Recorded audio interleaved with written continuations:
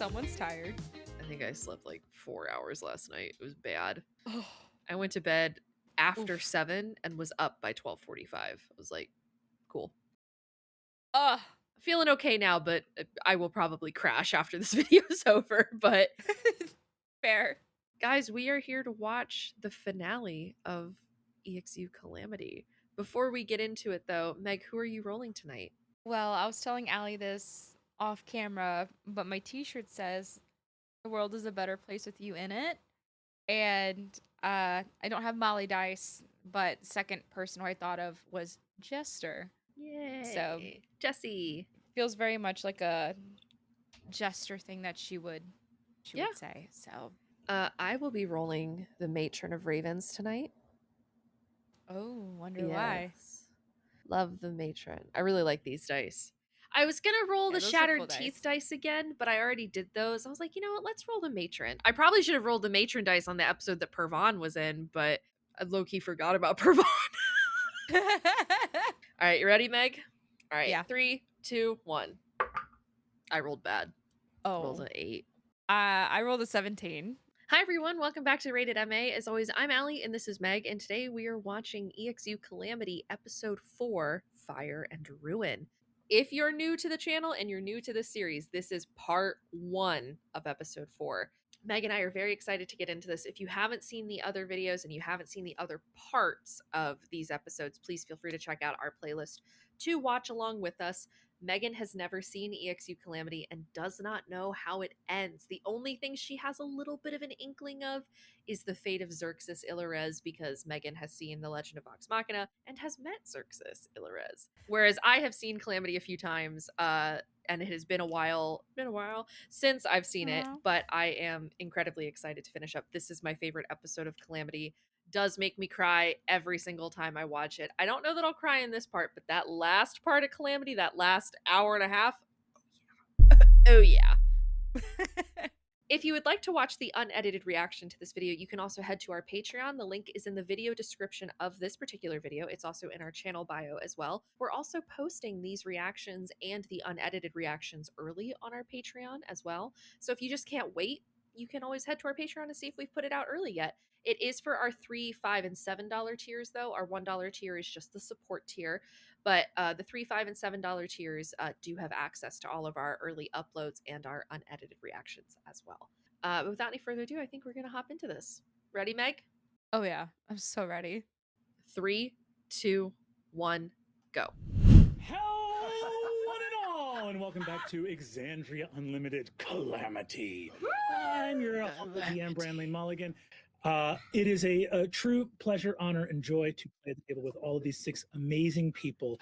And it is a pleasure, joy, and honor to play this game and share it with all of you at home. Thank you for watching. This is a story of tragedy, loss, and betrayal. And we hope that you know that within those tales of woe, those grim tidings, we tell this story for a love of stories and for all of y'all at home. So thank you very much for watching. Fire. Everything feels slow. That's how the first episode started. There's movement and there is heat. This is exactly what he said to Xerxes. It's the opening of the first episode. Things are expanding once again, Xerxes. Fire moving outward, fast at first and then slow, as though through glass time. Near you in space is your oldest friend, Nidus, and the oldest friend of your husband, Evandrin Laren. So the only one who's not here is Sarret, right? Because Sarret's with his family? Yeah. Before you, the sundered tree of names is erupting into fire, and your companions, Patia and Loquacious, standing right next to it. You, in frozen time, will have a front row seat to see what happens to them. Frozen time? What? Yeah, That was a lot of dice that he just poured out. Yeah. Patia, you take 17 points of damage. Loquacious, you take 9 points of damage. I'm going to need a Constitution saving throw from Pesha. Unusually, Pesha, you want to fail this. I think I know what this moment is. I rolled a 3 What? plus 5 for an 8. Woo! There it is. 39 points of damage. I want to ask you, your arm touching the tree. Are you weakest, do you feel, at the elbow or the shoulder? No. You gotta cut this shit out, man. The elbow? Thankfully, you fail your Constitution save. Your arm severs at the elbow joint as the blast throws you away. So you are not pinned to the tree and have some chance of surviving what is to come. She took 39 plus 17 is 56 points of damage. I think she only had like 85. She's got to be under 20, right? You can only hear your own breath, so you do not hear the Somewhere around there. of the joint coming apart and the ripping of sinew, muscle, and skin as Pesha leaves her right arm from below the elbow in the tree as she and Loquacious are being blasted backwards. That's going to look so gnarly in animation, though. Real quick, what I'm going to need everyone here to do is to go over your magical items. And I'm going to need you for each of your magical items. I'm going to need you to roll a wisdom save using your wisdom saving throw. And I'll tell you again right here that for each magical item, you're trying to hit a DC 23. DC 23 wisdom saves, you're rolling for every magical item. DC 23 is 23? high. DC is 23. It's got first one's a 22. Okay. I rolled a 17 plus 10 for my Staff of Power, a 13 plus 10 for my Ring of Protection, and a 3 for my Ring of Mind Shielding. So my Ring of Mind Shielding fails. Pesha, you immediately take 26 points of force damage as your What? Ring of Mind Shielding blasts 3 fingers off your other hand and scatters all of the spells that has protected you from scrying spells spiral into your mind all at once as the force damage begins to shred your ability to remember, your ability to. You also are still processing. She's down to 20. The legend lore that you just learned all of the That's secret names of the crazy. tree that has been protecting Exandria for 292 years. I lost my Ring of Protection. Okay. I lost my shift weave clothing. And I lost my tubes that send messages to people and things. What are you? However, I did roll a natural 20 For what? Which one? for the thing that she gave me. As the pneumatic missives go, you take 26 points of damage, force damage. As your shift weave garments go, you take another 23. And then on the last one, which is your Ring of Protection, you take 18. The Arcane Ward will take 33 of those, and it's Okay. That was 67 points of damage, by the way. Minus 33 is 34 damage total. Defender Scimitar, success. Ah, Ring of Protection, success. Yes. Bag of Holding, failure. Aw. And that's truly only because of my best friend. You take 26 points of force damage. my all-purpose tool was a success, but my Ring of Masks for Sending failed. Laren takes 28 points of damage. Hey, episode 4. Here we are. Here we are. I mean, honestly, I think you're taking it a little easy on it.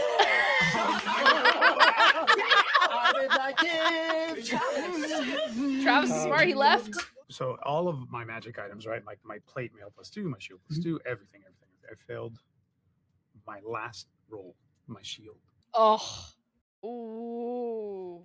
33 points of force damage to you as your shield. It's force, so I don't have resistance to it. No resistance to that. Your Holy Avenger in its scabbard. You look down, and as force is erupting from the opening seam of fire in the world, you see It does not erupt, it does not explode, it corrodes. Your sword is unmade and ruined in the presence of what now comes. In Asmodeus' presence, yeah. I have chills in the back. On the back, guys. God, imagine being Travis and just watching them get Okay. fucked up and being like, Now we can deal with the fire. now he can't do anything.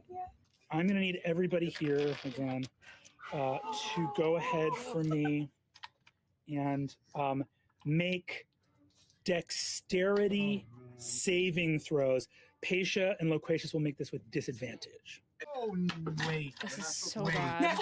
No, you don't, because my holy event says you granted that. 20s in a row. was good. Okay, so sorry. What's That's this? two natural 20s in a row. If we roll 2 more, we win. Yes, if you roll 2 more nat 20s, we do avert the 4 calamity. natural 20s in a row, we win. What'd you roll? It wasn't. 10, so 6, 16. 6, I'm sorry. Now we know whose fault this shit is. Okay. Disadvantage. I still got a 25. You're trying to hit a DC 23. Oh my God, that DC is so high. Oh my God, I did. I did. Go, Xerxes, go. Yours is a +5? It's a +5. Cool, I because of can't my remember heart. anything. Okay. What was the DC? The DC was 23. Any chance my dex has become a +20? Part of the effect of Unfortunately, no. I'm afraid. failure. I'm more dexterous right now. He's got so many dice in his hand. This is so stressful. Hey, if it's more than 30, I'm gonna call you a cheater. If it's more than 30, I'll call you a cheater. Straight up. 40. Gary Gygax He's at 40. He's at 40 already. He's at 40. 64. Oh, okay, Gary. Hey, what's up? Where my daddy? What's best? He's at 70 damage. Okay. Everyone here, What? if you failed the dexterity save, you take 71. You take 71 points of fire damage. And if you succeed, it's halved to 35. Why are you shaking it again? She's gone. Because that's the fire damage. I hate you. Wait, there's more? There's more. Oh, I'm going down. Paisha's out, yeah. Wait, like out? No, just unconscious. Unconscious. Okay. It didn't knock you on your. Not completely. And we don't want to call this a spell? But we're not. He's still going. Crazy. Can I like? Laren caused this shit. This is Laren's fault. What they're dealing with now is 100% Laren's fault. Yeah. Yeah, because she fired something at the 72 have to 36 bludgeoning. Oh, But fuck! that's all the same effect. What So does it mean? So that means that the What? fire and the bludgeoning, because you're going to be dealing with death saving throws now. So in other words, that if that wouldn't do double your hit points, which I don't believe it does, or did you? How much? Yeah, does 143 go over your hit points? If you My fail? total hit points were 86, so I think that does. Oh no! Oh! Yeah. In the eruption of fire, as you twist, the blast hits Paisha, and you can already see, Xerxes, that Paisha's head twists past the point that she can remain alive. All of you, I'm unconscious, by the way, because that was an additional 36. an additional 36 points. So well, you have fallen okay. to 0. Oh. Yes. Yes, but you made your save. What's the total again? I believe it was 35 and It's 36. 143. 35 if you made the Oh, save. wait, wait. If you 143 between both of them. If you fail. Yeah. I'm down, but I'm not dead. not dead. You are down. So unconscious, dead. Crazy. It's Calamity. I was not expecting a death in the first 30 minutes. 30 minutes. Also I'm gonna go make unconscious. some pop. You're also unconscious? Okay. Holy Wait, shit! who else? Wait, you're unconscious? I am. Who's alive? You two. Laren. Wait, you're out. I'm out. Yeah. So just these two. Wait, are up. Xerxes is No. out too? Healing spells? Laren, I'm going to need a strength saving throw. It's at a 1. Is that a natural 20? The natural one. Natural 1. I got a natural 20 on the last one and a natural one now. Hey, Brandon, Yeah. look at me. Need you to roll low. Is this a spell effect? No. No, this is physics. This is physics. Physics. This is physics. You survive the spells only to be killed by You know what? Travis is better than me because I would be gloating. I'd be like, and I fucking left because you all are fucking crazy. That's why I'm still alive. 37 points of damage. Still up. Jesus. Oh, thank God. She's still up. Definitely. And the rest of us fail and take Laren did have like 140 something hit points, I think, to be fair. Quay, Xerxes, Nidus each fail a death save.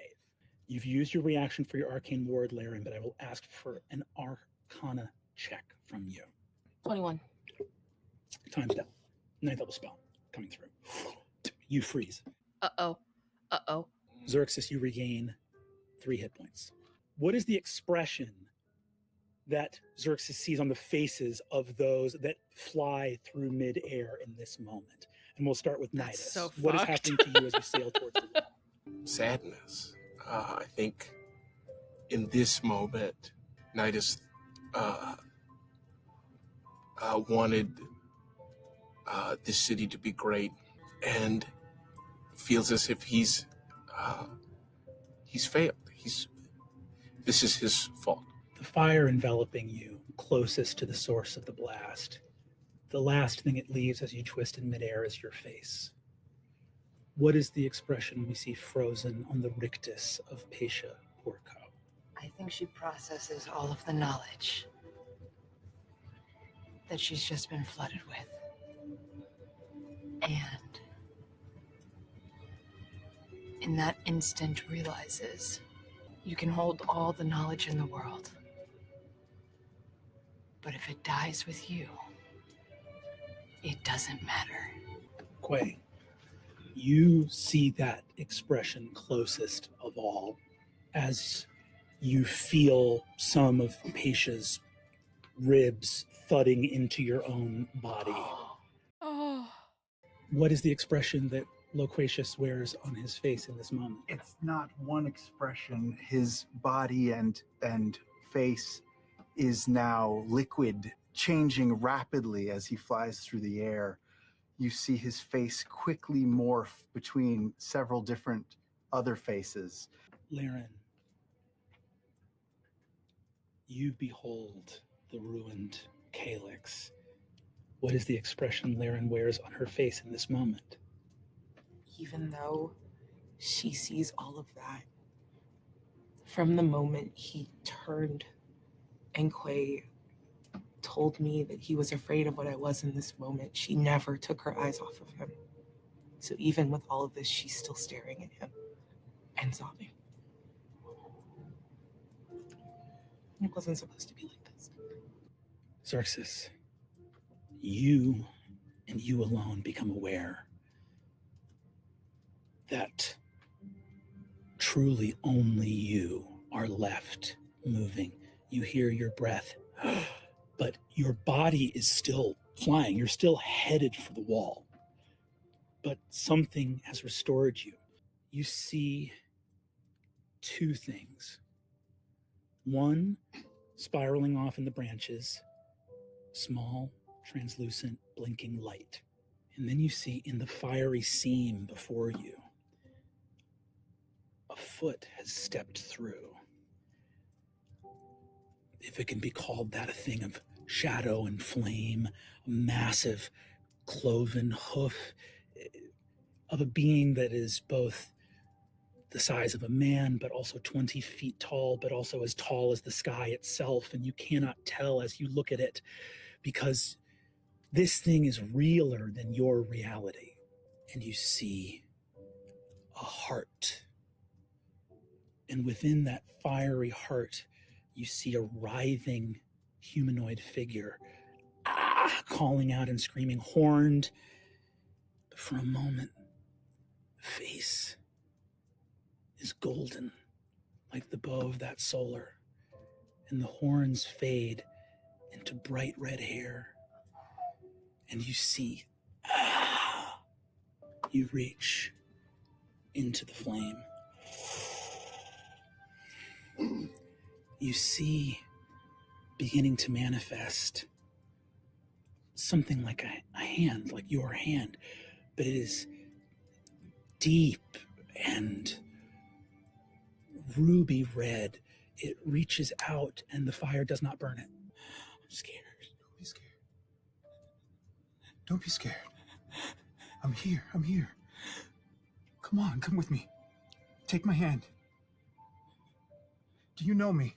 Are you just shaking your head, Meg? I promised you I'd never forget. I promised you I wouldn't either. You can't come here. You'll die. This place is... Then you come here. He looks at you. I pull. Lou, it's me. Xerxes. I'm a Bria. A Bria said, the true heart of the Lord of the Hells. I'm a mixture between Lou and Travis. Exandria. I'm definitely Lou. That ruby red hand shines so brightly. And you see the hand attached to a wrist, and the wrist to an arm, the arm move all the way to your body, and the wound that Zartaza, the devil, left in you. The hand is your blood, and you see in the exact same spot that injury on the Lord of the Hells, holding on to your hand of blood. And as he moves into this world, you see his face changes. He looks a lot like you. My hand moves from his chest to his face, and I just kind of hold his face very gently, looking in his eyes, and I ask him, What do you remember of your existence before you found your way here? Everything. I remember everything. Then tell me, and I would like to...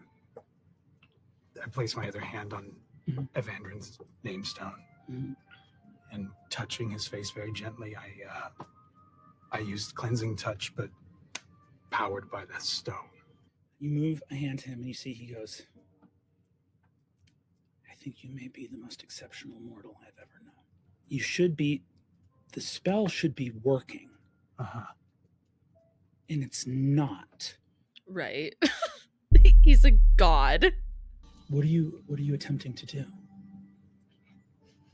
I want you to remember, like you said, you remember everything. Yeah. The nature of this nature of the ceremony. This is a ceremony of atonement, correct? Uh-huh. I see. I think I know what may be happening. What?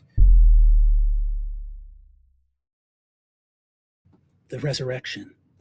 It didn't work because you tried to resurrect him, but he wasn't dead. Right. You're trying to atone me. And I didn't do anything wrong. And he stabs you through the heart. You want to know what I've always hated about mortals? And you feel his claws dig into the back. You're wrong! I lay a hand on him and I cast Remove Curse. Oh, God. He laughs uproariously. Look at me. This is not who you are. This is not who you Xerxes, are! stop. Who am I? You're not this! How have you forgotten? You were wandering in the abyss, lost. And we called you here so that you can have a home. You didn't create anything. Saying all this while being stabbed in the heart is crazy. Literally like sword through your chest right now. You have referred to yourself and your fellow mortals as our children. You are not our children. You are a bad first draft. Ooh. You think that you are a man of true belief and that it is all these wizards around you that are humble. Who is the most proud man here? These ones who thought they would fly a city, or the man who thought he would teach me a lesson? I'll tell you why I spit on your forgiveness. I'll tell you why I loathe your redemption. To reach a hand down to somebody, they need to be beneath you. And I'm beneath nobody. Well, Xerxes, you fucked around and found out, that's for sure. Then you should have accepted that I was right! And he pulls the back of your head and rips the skin off of your skull.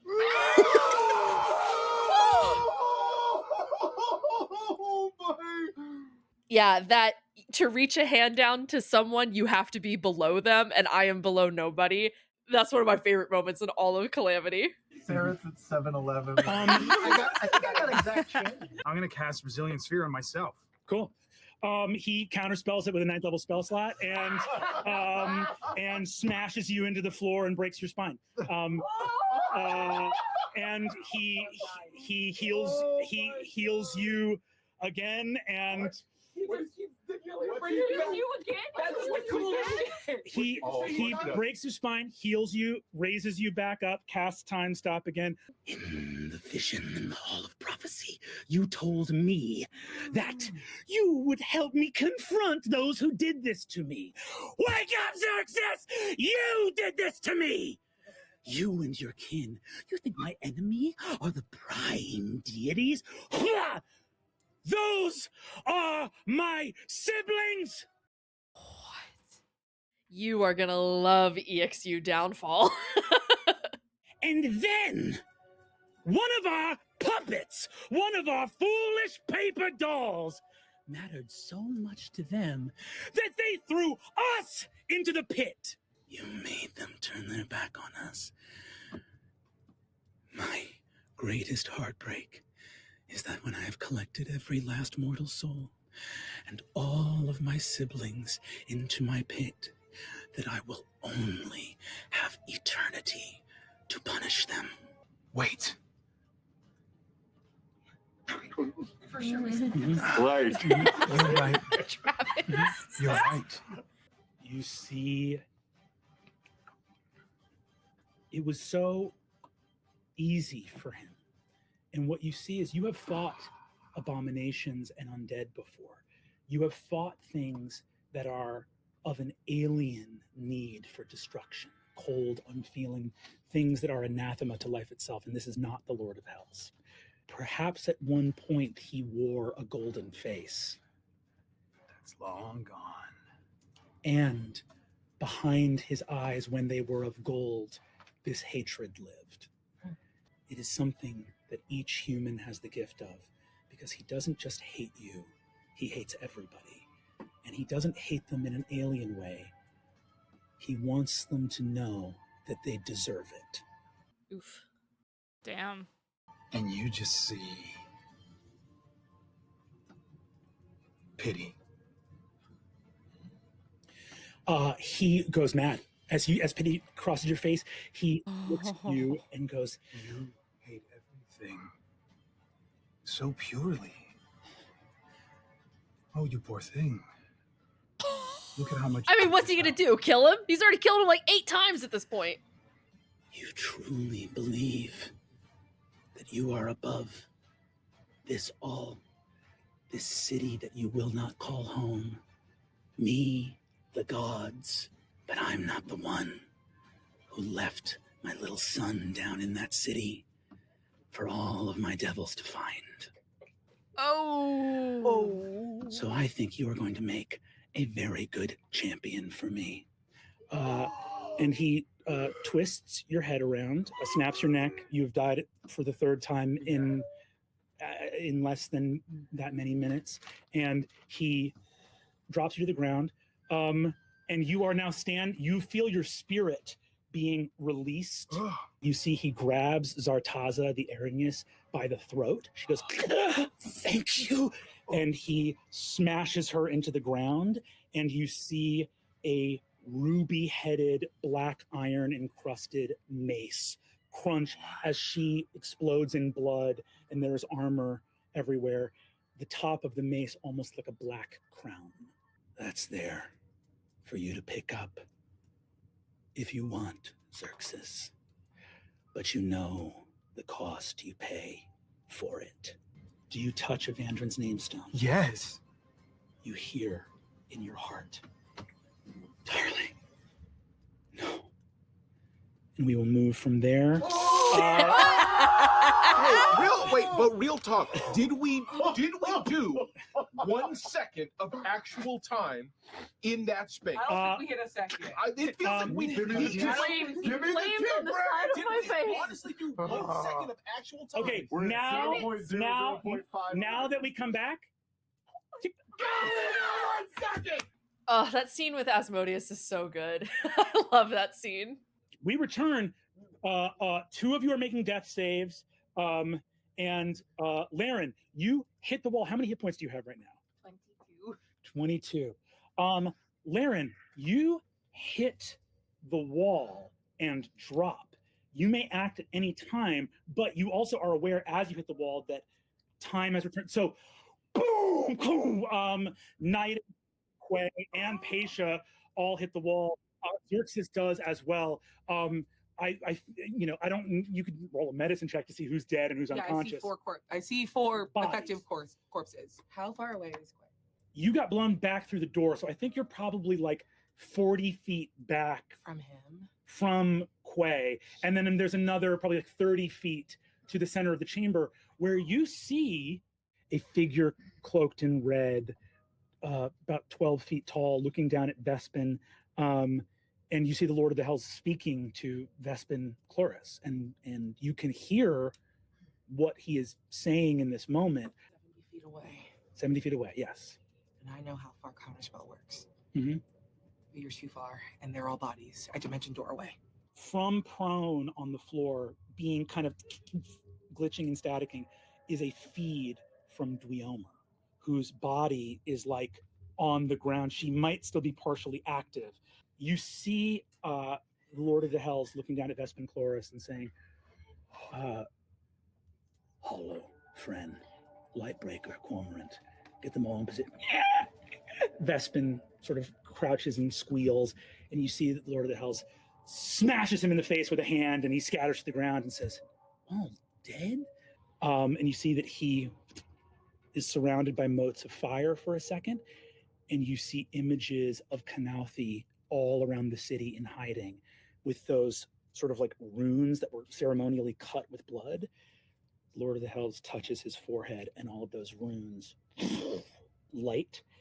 The Calamity begin to burn and immolate, and from their burning chests, full devils begin to crawl into the world, all over Avalir.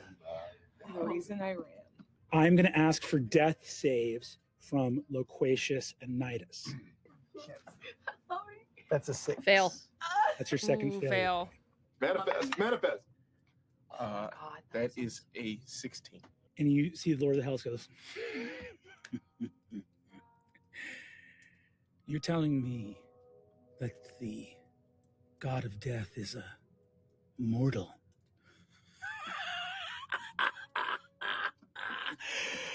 I hate to say I told you so! And you see Vespin sort of shrinks away from that. And you see, he says, well, I cannot wait to meet this matron of ravens. To think, if they just listened to us and not given magic to them, my sibling, whose name I can no longer remember, might still be here. Vespin, you know what you must do. Prepare the gateway for the Emperor and Empress. They must join us before sunrise in Vasselheim. Opens a door and says, the Emperor and Empress. Get it done, Vespin. Opens a door, and you see for the first time the towers of Gordranis, newly built by the powers of betrayers. He walks through, and you see the second form of a hulking betrayer. The Lord of the Hells steps through this gate and goes, brother! Great ruiner. I will ask for another set of death saves from Loquacious. You know, he has two failures. Yeah, buddy, you got it. Look, easy peasy. It's another 6. Fail. 3 fails. Oh my god. 666. Dang. Quay. Covered dead. in lacerations. The last of your blood leaves your body, and you are dead. I was not expecting this. Natural 20. Yeah. It's 15. 2 successes, 1 failure. Hey, Brandon, do I know? Do I feel it? That he's gone? You do. Oh. You fly over Excelsior Plaza and see people rushing to a porter's dais, a teleportation dais. You see a porter, as people start screaming, seeing devils charging around a corner.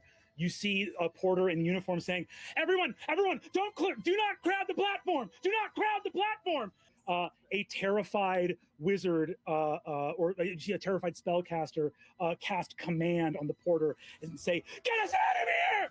And you see all of them vivisected as the teleportation has too many people, blood all over the dais. Boom. On the dais. You move through this place and a light on the balcony moving into your home.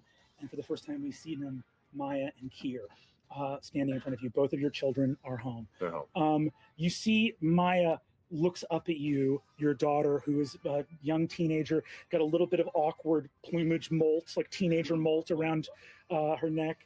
Dad, I wasn't drinking. Or I just another kid saw it at the party. I didn't know that there was anything. I know, honey. It's all right. It's okay. I didn't see any of this coming. Are you okay? Are you hurt? Well, we were doing. Where's your brother? Up in the rafters, hiding. You see your son holding his little thing. Says, "Copy, I'm here." Kier, please come down here. Stop. So cute. The birdlings are. Ooh. And Maya says, "Dad, what's wrong?" I'm going to tell you all about this at some point. I promise. It'll be an incredible story, but right now, I have a surprise for the both of you. As you say that, you see that Kier looks down, as does Maya. Maya points to your hand and says, "Dad, why is your ring glowing?" Because he's telling a lie. Oh. Why are you like this? Oh, God.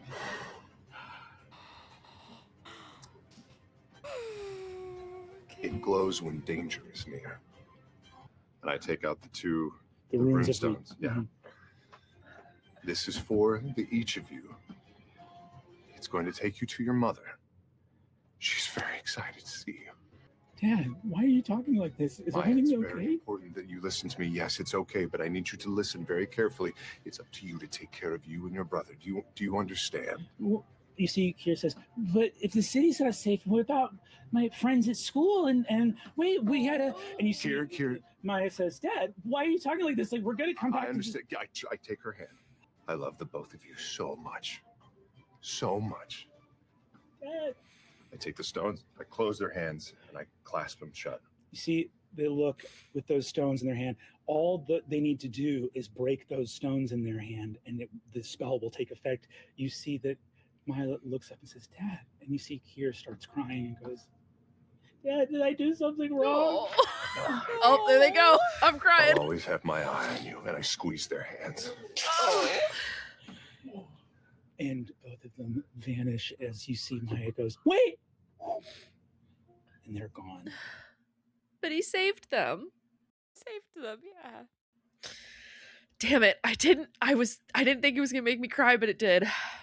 Here I go. Here I fucking go, guys. It's gonna get worse. It's so quiet, and it hasn't been quiet in years. You look at your ring and the emblem of the eyes of Avalir. Looking at this home and all the noise that would be here with young kids growing up, I think it occurs to you how much time this ring took from being in this home. I have theories on how Calamity's gonna end now. We'll talk about it when we end this episode. Yep. The price you paid was that here at the end of things, you still don't get to hear the laughter of your children in this home. As was the case so many long nights of devotion. Brennan, and that's service. so Oh, that's gonna rude. make me cry again. Sarah slowly takes the ring off of his finger and almost absent-mindedly starts to walk to his home office just down the hallway. And as you'd probably imagine, it's a wreck. Papers, pictures, drawings, cups, dishes, the remnants of all of his work, of his obsession, of his craft. He goes over and snatches a candle and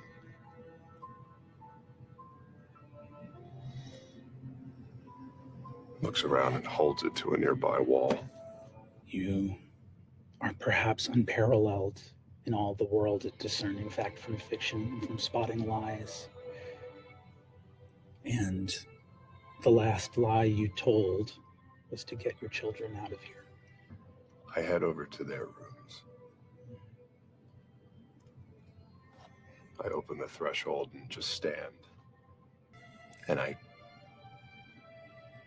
take in how long it's been since I just looked.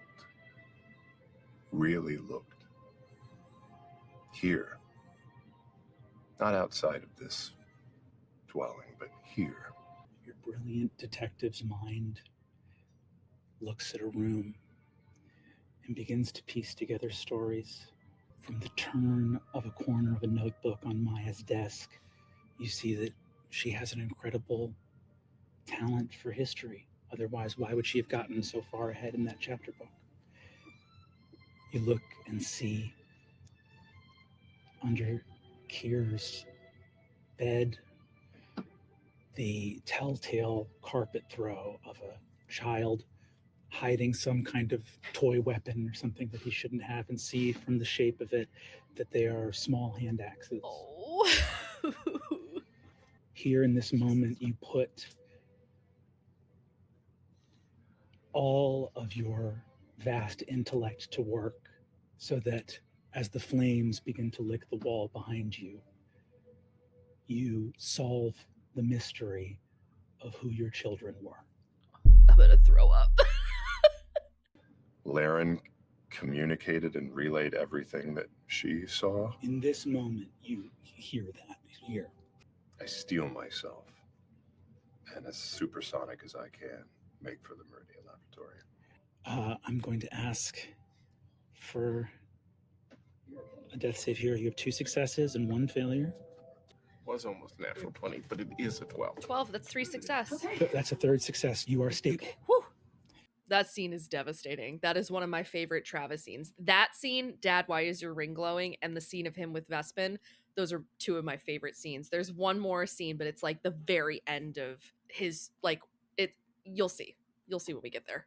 In a sea of silvery mist and beyond them stars, and you see Tempest approaching for a moment.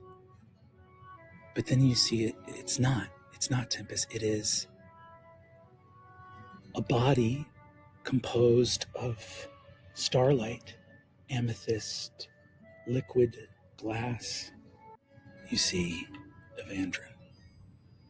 Yep. He reaches. Don't touch me.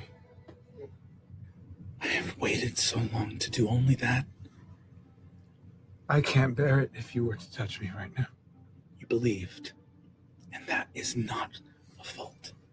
I love you more than the stars and the moon and life itself.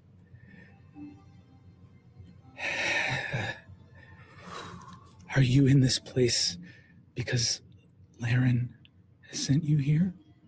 No, Laren didn't. Or maybe she did. She sundered the tree. Do you know what happened? The tree. Yes. Yes. Do you know what came through the tree? Yes, I do. I've missed you. And he leaps at you. It is too much to bear that I have waited here in between these places for 7 years to see you for but a moment before I lose you. I don't want to lose you. You'll never lose me. I'd take off my name stone and I give it to him. Years ago, when I was first knight, my darling, I would have told you. But it was the very beginning, and we did not understand it yet. I told Laren it should be me. She did not pressure me. She was my dearest friend, and I love her with all my heart. It was the role of a first knight to journey into danger. We didn't understand the tree. We didn't understand the calyx, and intentionally so. The druids did not trust us with that knowledge. When I was moved out here, I became anchored to this other realm. You can see that I don't look like I did. The tree did not kill me. Exandria was killing me. I was a foreign thing. I was not of that world. The tree was pushing me back out into the astral. That's why I started to vanish. The tree was trying to return something that it was protecting the world from. And if I had the ability to communicate past this, I would have. And I mean, I'm alive. I'm just from somewhere else than where I'm actually from. And Evandrin, our son is still there. Elias is still... He's still there. He's still in Cathmora. Get him here. How? I don't know. I don't... Why are you here if Laren didn't send you? I don't know. I'm here. Behind you, you see the mace. You're a spirit. You may tarry here for some time, but you are moving on. I fell. And now I'm here.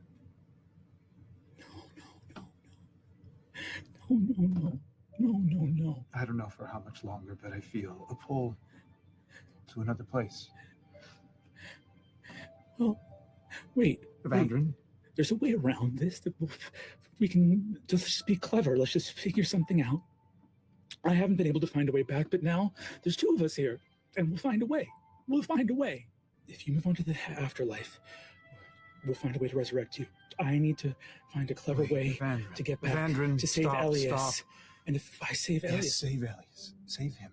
I don't know how to get back to the world. I haven't been able to find a way for years, but... And you see here, Evandrin looks at the mace. Narrows his eyes. He doesn't like what he sees there. You can go.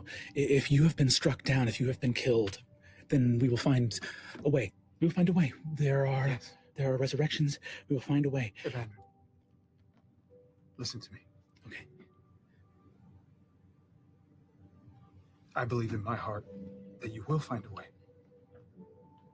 I know you will. But you know me. The age of Arcanum is dead. What comes next? I start to reach for the mace. Find a way, Evandrin. And if that place up there amongst the stars is where I belong, then I will end up there. You see, he looks to you as you reach for the mace. You know that if you move into the space beyond, that your beautiful husband will not find a way to save your son. He has been trapped here for many long years. If Elias is to be saved, then you know what must be done. Your hand grasps the mace. I say to him, what follows the age of Arcanum eventually must be the age of salvation. And I grab it with all of my strength. He looks at you. Fire.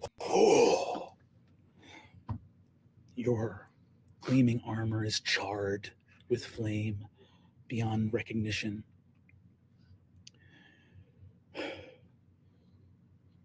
Your skull begins to split as two curling ram's horns becomes a tiefling. Move from your skull. Tiefling, devil, whatever You it is. see Evandrin looks and goes, Xerxes, no! Xerxes! You feel yourself being pulled. You know the bargain you have struck by accepting this power. Moving through fire, you are not burned.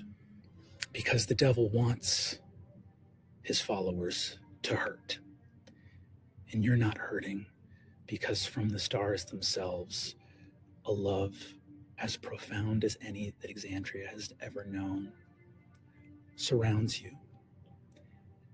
And you hear Avandrin's voice in your mind. There is no God that strides this world that I worship more than I worship your heart. Oh. There is a power beyond the stars that you alone could find. And though you may be his by working of foul magic, I vow this. I bear your name. I bear it on this stone. And one day I will bring you home. Oh. You arrive back in the chamber. And Nidus is stable on the ground. Paisha and Loquacious are both dead. It is the 4th round since they have died.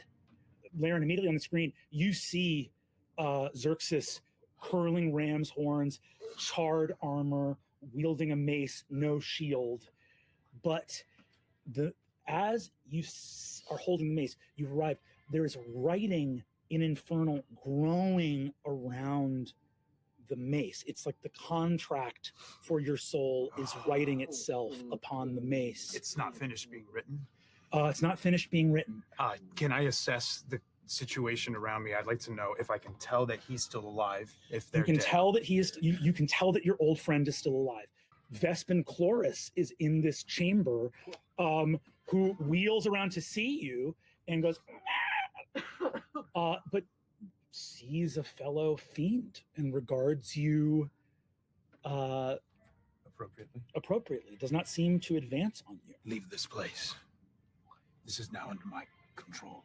When he does that, Yeah. yo, Dweomer, my homie, maybe works a little different. Can I use her like a bit of an intercom? Sure. I think I've yelled through her at people. Sure. when I've left her in Yeah, charge. absolutely. Then you hear the moment you say that. What have you become? If you're him, bring them back. Vespin looks out at the now shrieking Dweomer and goes, "Ah!" and screeches out and blasts her with a fireball, destroying her. But you see that he goes and stalks and begins to stalk down the hallway.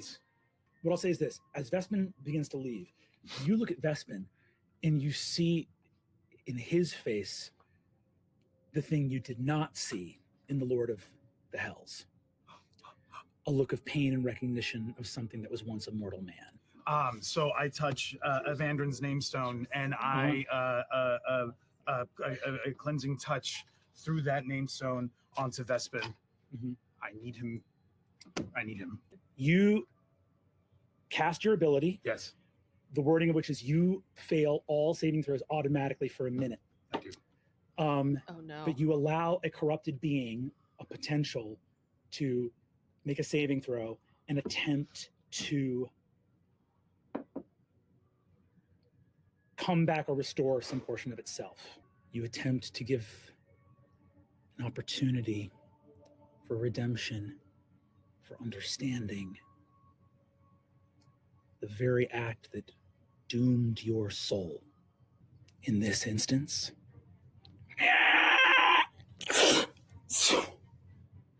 the skin regrows. You see the face of a man still in a fiendish body. He goes, "I don't know who you are," grabs the mace. "We don't have much time. Cast time stop." Boom. He reaches his hand into the haft of the mace and says, "Bad contract." And you see infernal runes move all throughout the room as he has stopped time, looks around and goes, I don't know what power this is you hold, but thank you. I can't do anything about the soul.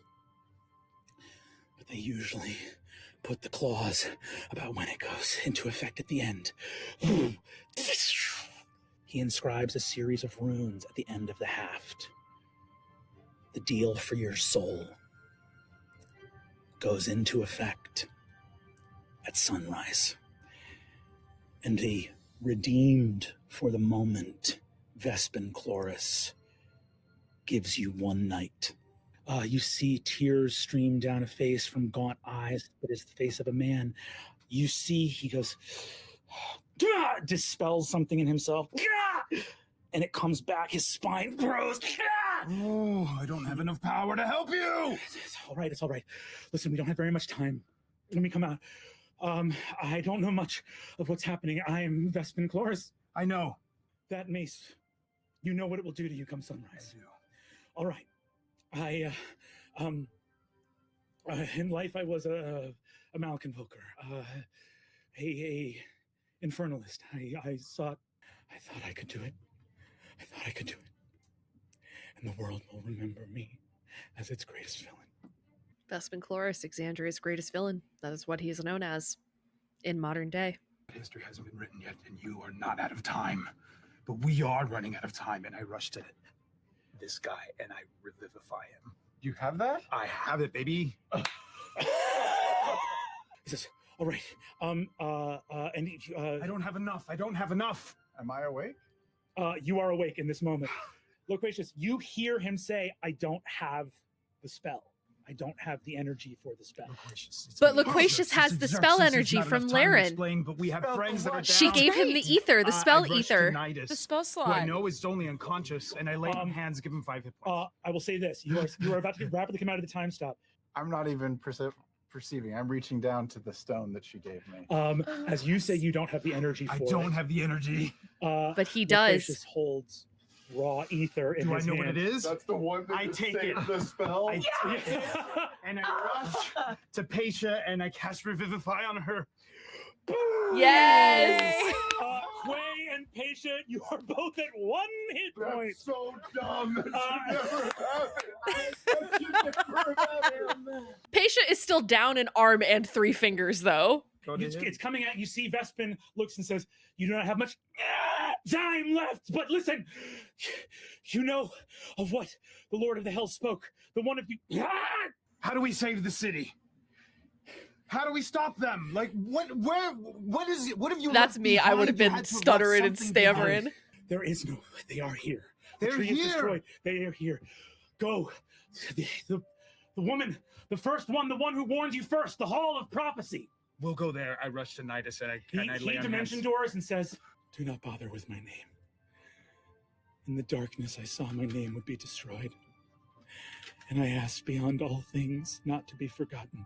And I know the Lord of the Hells will see that wish granted. I thought, I'm a fool. And I have brought ruin to the world. Hope that you are forgotten. And he moves through the door and disappears. Let's pause there. Okay. Yeah, I think that's a good That's spot. a good stopping point. God, I want to keep going so bad. This episode is so good. It is really good. Meg, I would love to hear your thoughts on how you think Calamity is going to end. My thought is that Laren, you know, she's the one who keeps this thing flying, is that they're gonna steer this thing down and then crash it. And that's what's gonna create the shattered teeth. That is definitely a possibility. That's my thought, is that they're like, there's no way we can beat this, but what we can do to protect, you know, that city is to crash this thing and take everyone down, including us. That is a definite possibility. That's my thoughts of what's gonna happen. And what do you think about the fates of our characters? They have just over 3 hours left to see if they can continue to survive. I know what happens to Xerxes. Yeah, don't worry about Xerxes. We know what happens to Xerxes. Sarat, I don't think any of them are gonna make it out. I think they're all gonna die. And if it's in the crash or whatever it is, I think Laren absolutely is going to sacrifice herself because she knows that she brought this. It's her duty to undo it. And the captain always goes down with their ship. I mean, to be fair, at current moment in time, Xerxes has 40 hit points. Saret's at full, I think, because I don't think he took a whole lot of damage in the original fight that they did last episode. Paisha and Quay are at 1. Laren's at 22, and Nidus has, I think, 5 hit points. The only person I would love for Sarah to make it out. Oh my god. But Nidus, because of the Mighty Nine we saw when they went into the caverns and stuff like that Nidus' ship was there. So that does kind of make me feel like, because they didn't go to the Shattered Teeth for that, it makes me feel like Nidus maybe does make it out. Maybe just Nidus. I want Sarah to make it, but I have a bad feeling he's not going to. Especially when it comes to sacrificing for his children. Got his kids out early. Doesn't bode well for him, does it? No, I definitely think Nidus maybe will be the only one who makes it out. I don't think anyone else is going to. I think Laren is going to sacrifice herself and drive that thing down. Maybe. Well, I mean, to be fair, there were 3 people dead in this episode already, and now they're all back. They're all up with actions and turns and things like that, so we'll see. This episode is so good, it's ridiculous. It is really good. The worst is yet to come. Oh boy. Well, they've got a lot of stuff they've got to do. They've got to try and save the city in whatever way that shapes out to be. But it was funny because the beginning of this video, when we got into this episode, I knew that scene with Asmodeus had to come up of like, in order for you to reach a hand down, I have to be beneath you. That scene, I knew that had to be in this episode because it hadn't happened yet. I knew it was coming. That is one of my favorites. So the scene with Saret when he kills the guy that's invisible and he's like, they always travel into, pupils always travel into. First of all, baller line, absolutely amazing. One of my favorite scenes. Dad, why is your ring glowing? Ow. The scene with Asmodeus, that's another one of my favorite scenes. There is one more scene with Saret that is one of my top favorites, and then one more scene with Loquacious that is one of my favorite scenes in the entirety of Calamity. I hope Loquacious goes off on Laren. I really hope so. I mean, to be fair, it's interesting. People get very particular about Laren. A lot of people are very defensive of her. People are very defensive of Abria Iyengar because Abria Iyengar has taken a lot of heat, not because of Laren, but just being a black, I think she's bi, please correct me if I'm wrong, a black, potentially bisexual LGBT woman in like male dominated spaces, even though D&D is not so male dominated anymore, but it used to be like a boys thing, right? Like you and I know that. Yeah. But to be fair, mine and Meg, our game is 6 girls and 1 guy. So our friend, our homie Grant just be chilling with us. But Abria has been around for as long as Brennan has. She's been playing with Brennan and Lou for years. And she has taken a lot of flack from that and unfair criticism to her, which is not fair because of her being a woman and her being someone who's not afraid to take limelight. Like she's not meek and demure and quiet and sits back and lets the boys play, which is what some men want women. They want women in D&D, but they only want them to sit there and be pretty. And Abria is beautiful, but that's not what she's here to do. She's here to play a fucking game and she's here to play it well. Oh, don't get me wrong. Laren is a great character. No, she's a great character, but you love to hate her, right? Because Laren is my least favorite. And I do blame Laren for the effects of Calamity. I do think it is her fault. Her and Xerxes. That's a good sign of, she made such a good character that we do hate her and that she did cause these things. I mean, there are some characters that you're supposed to hate. Like, look at Dolores Umbridge, an incredibly well-written female villain. Like, someone like that, And it's... Laren, I think, is... People get very particular about Laren because there is, like... I think in some way you can understand it as just being ignorance and hubris, and that is a human folly. And what are mortals but human follies? Like we are all made of flaws and we are flawed beings, which is why Asmodeus sees mortals as nothing more than ants beneath him. But the problem with Laren that makes her such a great villain is her hubris made her feel like Asmodeus in the way that she is above everybody. And not that she's above everybody in like a domineering way, but above everybody in like she's smarter, more intelligent. She is the one who's going to be the first to take them to the stars. She has to be the first. She has to prove how intelligent and how clever and cunning she is. And in doing so, inadvertently dooms their entire city. Because without Xerxes and without Laren, this doesn't happen.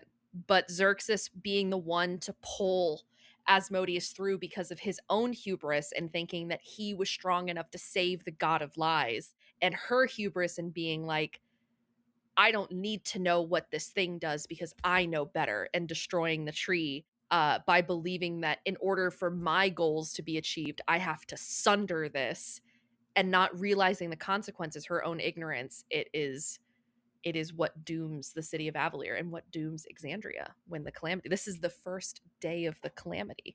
It's fascinating. It's such a good story, and it's like everything has been kicking off and ramping up for the 3 episodes, but this is the episode where shit hits the fan. No, it is really great. I'm really enjoying it so far. Good. I'm glad. Yeah. Well, is there anything else you'd like to add before we sign off here for the night? No, I think I'm good, and I'm looking forward to watching more tomorrow. Meg and I will sign off here for the night. We are going to come back tomorrow. For us, we're recording tomorrow, but for you guys in a handful of days so that we can pick up with part 2 of episode 4. So check that out coming soon. Don't forget, we post them on Patreon early if you want to watch them early. We also post them unedited. If you wanted to see a specific scene that didn't make it into the final cut, feel free to check out the unedited to see what the reactions were. But without any further ado, we will sign off here for the night, guys. So thanks for hanging out with us, and we'll see you in the next one. Bye! Bye!